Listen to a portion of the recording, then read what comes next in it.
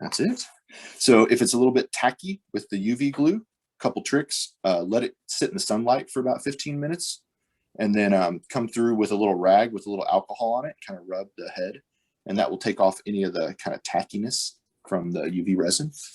But other than that, gentlemen, that's it on that fly. Hopefully you have some questions on that one. I'm happy to answer them. Very good, Sam. But I got one question. Okay. Why not put a little weight on it to take it down a little bit further than maybe just subsurface of the water? That's a great question, and I want to make sure I answer that.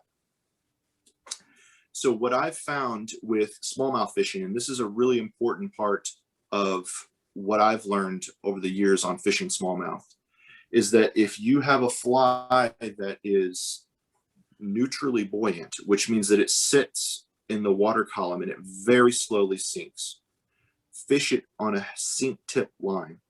So that sink tip line, you have a short leader. I'm using 3 feet of 10-pound fluorocarbon. So fluorocarbon tends to sink as well. 3 feet of 10-pound fluorocarbon on like an S3 line, or even sometimes an S6 line that sinks very quickly. And that sinking line starts to sink, but your fly is still floating. So when you pull on that line, you pull your fly down. And then that fly kicks to one side, and then it starts to kind of float back up very slowly. And then you pull on it again, and it kicks again, left and right. It kicks back and forth. And it gets pulled further under than just barely subsurface because of the weight of the sinking line that you're casting it on. And that's a very important part of fishing flies like a deceiver that are neutrally buoyant. If you fish them on a floating line, yeah, they're going to stay right at the surface. You're never going to get any depth on them. To get depth on them, you want to fish them on a sinking line. And here's where fly fishing has conventional fishing beat, in my opinion. I can run this fly at a specific depth with a sink tip line and run it slowly and present it like a wounded bait fish throughout, say, 4 feet down or say 6 feet down with a certain sink tip line. Conventional fishing can't really do that. They can run a crankbait through there, but it's got to be fast, right? And it can go deeper and it can get caught up. I can run this fly right at a certain depth with that sink tip line, pause it, strip it, get it to work back and forth, and that's when they eat it. I'll strip it, and then pause, and it just kind of sits there like it's dying, and that's when they take it. So yes, don't fish this on a floating line. Fish this on a sink tip, get it down into that zone where those smallmouth are feeding, whether it be 4 feet, 6 feet down, and then strip it and pause, get erratic with it so that it looks like a wounded bait fish, and that's where your strikes come. That's very good. Very good.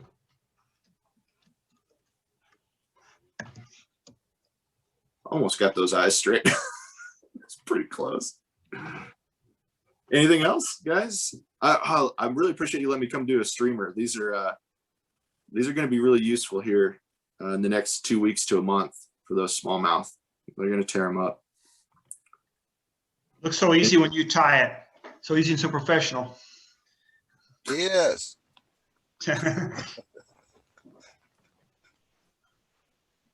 Good job, Yeah. son. Oh, thanks, Pat. I have to go back to that spot where we waited for him last year. See if we can catch some more. That's all I got for you, gentlemen. Thank you very much. So get out there. Yeah, don't just leave it at trout. Get out there, experience our warm water species. So on the Bars Meat Whistle last year, I caught smallmouth bass, spotted bass, largemouth bass, freshwater drum, a gar, a red horse, a banded sucker, all on one fly pattern out of one stream system. There's so much to experience and catch there. It's a ton of fun. So get out there and experience some of our warm water species too, because the smallmouth deserves just as much love. So thank you, guys. Thank you. Question, Sam. Other than your super secret spots, do you have any suggestions for us for location? Oh, Absolutely. And none of my spots are secret. I will tell you, I've got a list going actually. So if you got pen and paper, let me pull this up. So these are some of the ones that I want to explore coming up here directly for. So if you can try to fish this, and it's tough to get access on it, but there's kind of a dead spot on the upper current. But if you can get down from Round Springs, I think that the water starts to get warm enough to get really smallmouthy. So look into that on the current. Look into the 11-point river above Greer Spring where the water is warmer. The Upper Jacks Fork, if you've never fished that, you got to get in on it in the spring before the floaters get to it. And you won't get huge fish up there, but there's a lot of them. And that's one of the special management areas too. There's some other ones like Shoal Creek that don't get a lot of pressure. If anybody's ever fished that one. The Merrimack is a really good one. Let's see, where do we usually go there? I know we go down to Indian Springs, but all of that fish is pretty good. The Cotaway, the Huzzah, while you're hitting the Merrimack, Highway 8, which is the upper Cotaway and Huzzah, and work your way down. The Big Piney. So fishing, I heard someone laugh.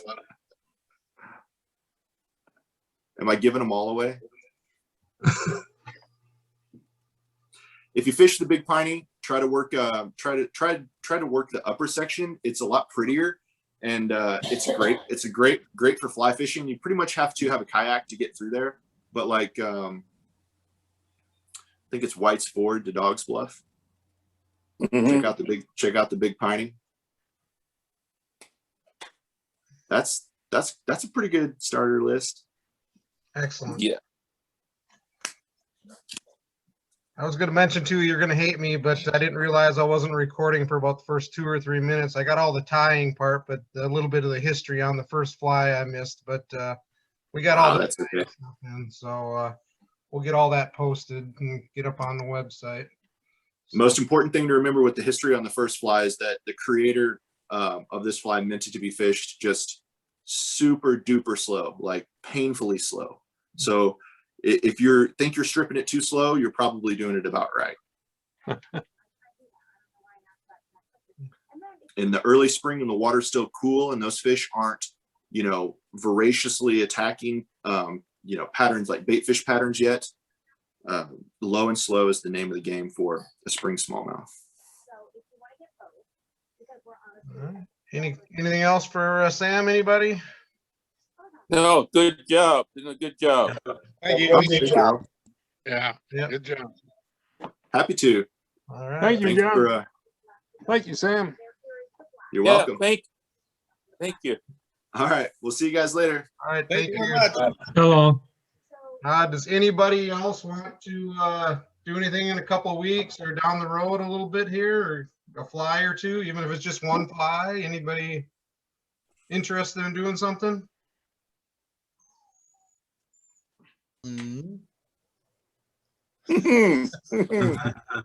Well, Don't everybody jump at once. we'll work on that and see what we can figure out, and go from there. John, you should do some bluegill flies.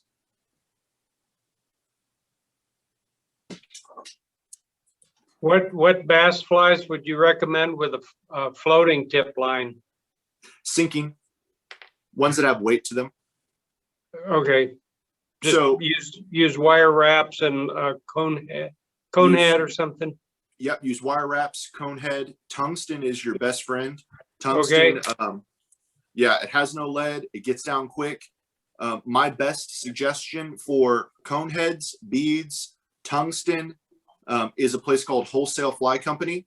One word, online. He ships free, and you can buy $6 worth of stuff. You can buy $150 worth of stuff. He ships it all free. He's out of Philadelphia, a really nice guy, and he has all kinds of tungsten beads and cones and everything.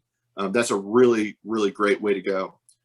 So I would say if you're fishing a floating line, you probably need to be fishing jig flies, crayfish flies, sculpin flies, You can fish some weighted head bait fish flies, but you want to stay away from unweighted things like the deceiver. Now you can add like a cone head deceiver, right? It's still a deceiver, it just has a cone head, and that will drop it down if you only have a floating line. If you only have a floating line, add a cone head to the front of this, put some lead wraps on it, and fish it a little bit lower. You just won't get that real good pause action where it stays in that same point in the water column if it's heavily weighted, because it'll start to drop down and then you'll pull it and then it'll jig back up and then it'll drop down again because your fly line's floating, right? Your fly line is above it. So that's a consideration to make. If you wanted to make it look more like a bait fish, tie it unweighted. But if you want a jig style or you need to drop it into structure, it might work better to tie it as a weighted fly. So that's a good question. Sam, what did you say that shop was online? Warehouse what? It's called Wholesale Fly Company. All Got one it. word. How about crawfish? Is they better off later in the season or crawfish better No. Crayfish Anytime. are better earlier in the season. earlier in the season? Okay. Earlier in the season. So what you're going to get is crayfish are easier to catch than bait fish. And so as the water temperature is still cool and the smallmouth are relatively sluggish, they're going to be feeding primarily on crayfish at the beginning. So fishing them is going to be more effective, especially like towards the mornings. If you fish a lot of mornings, crayfish is going to be better. When the water starts to warm up and smallmouth become more active, they can move more quickly. Bait fish also become more active. Then throughout the summer and in the evenings, your bait fish are going to be more effective. I would say by the middle to the end of May, start looking on fishing bait fish flies. If you're fishing anywhere past 9 a.m., look at bait fish flies. But earlier in the spring, or if you're super early in the morning when the water temperature is just a little bit cooler, try running those crayfish through there. Good questions.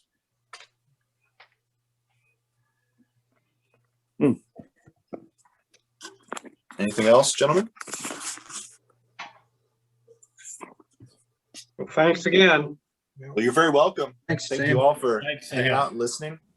And you know what? We just got the ability to do indoor programming again at Runge. So I'm hoping that we can eventually do some programming inside. Maybe we can do some spaced out tables for you guys to come visit some weekend and tie up some patterns and show people things again.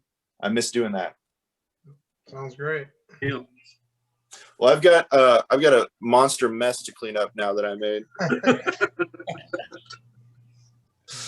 Big mess. I'll see you guys later.